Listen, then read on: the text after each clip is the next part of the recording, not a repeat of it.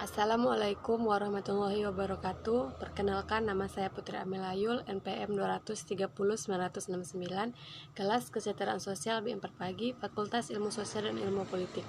Di sini saya akan menjelaskan materi kelima, Psikologi untuk Pekerjaan Sosial, materi tentang 10 teknik wawancara khusus yang digunakan dalam praktik pekerjaan sosial. Teknik wawancara dalam penelitian sosial. Dalam sebuah penelitian sosial, wawancara menjadi salah satu pengambilan data yang dapat dilakukan. Kualitas sebuah penelitian dapat dilihat dari pengambilan datanya melalui ketepatan cara yang digunakan dalam penelitian.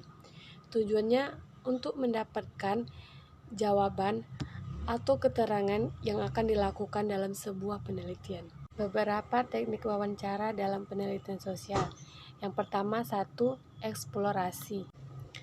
Tujuannya, jika pekerja sosial tidak yakin mengapa klien menekankan hal tertentu, atau mengajukan pertanyaan, atau mengajukan permintaan, keluhan, tindakan, dan sebagainya, adalah bijaksana untuk melakukan penyelidikan lebih lanjut tentang apa yang ada dalam pikiran kita dan mengapa itu penting baginya.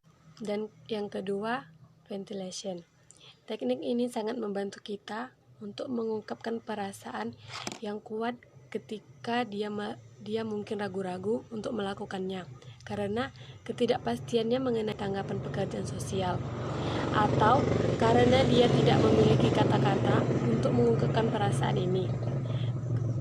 Mengungkapkan perasaan oleh klien memungkinkan pemahaman tentang keadaan emosinya.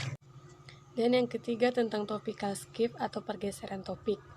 Pekerja sosial dengan sengaja mengubah topik diskusi, mungkin karena menurunkan topik yang sedang didiskusikan tidak produktif, jalan buntu, atau klien sedang menceritakan masalah sensitif yang sedang dihadapinya. Keempat, logical reasoning atau penalaran logis.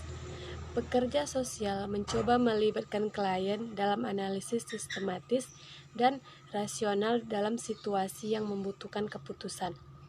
Dia harus mendorong klien untuk mempertimbangkan tanggapan alternatif dan untuk memproduksi kemungkinan konsekuensi dari masing-masing tanggapan klien tersebut. Dan yang kelima, tentang dorongan. Dorongan ini dilakukan untuk mengungkapkan keyakinan terhadap kemampuan klien, mengakui pencapaian, dan mengungkapkan kegembiraan atas keberhasilannya, seperti yang kita lakukan ketika seseorang mendapat penghargaan dalam ujian atau dalam memenangkan sebuah pertandingan. 6. Informing atau menginformasikan.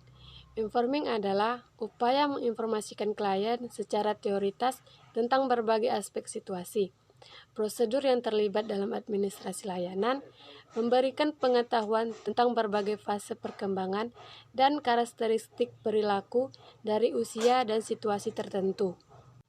Yang ketujuh, tentang generalisasi. Teknik ini digunakan untuk meminimalkan perasaan bersalah atau kecemasan pada klien dengan menggeneralisasikan sifat peristiwa atau reaksi.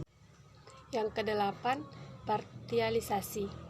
Pada fase awal, seseorang dapat mencoba untuk fokus hanya pada suatu aspek dari masalah total daripada menangani seluruh masalah, yaitu fokus hanya pada satu bagian dari masalah. 9. Explaining atau menjelaskan.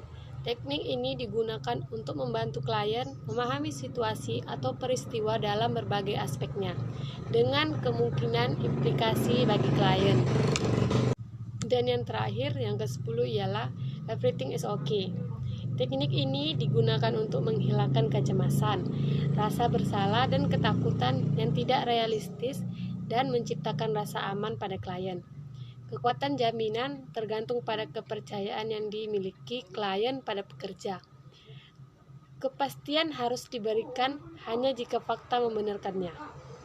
Sekian yang dapat saya sampaikan, lebih dan kurang saya mohon maaf, dan saya akhiri dengan billahi fisabilil haq fastabiqul khairat. Wassalamualaikum warahmatullahi wabarakatuh.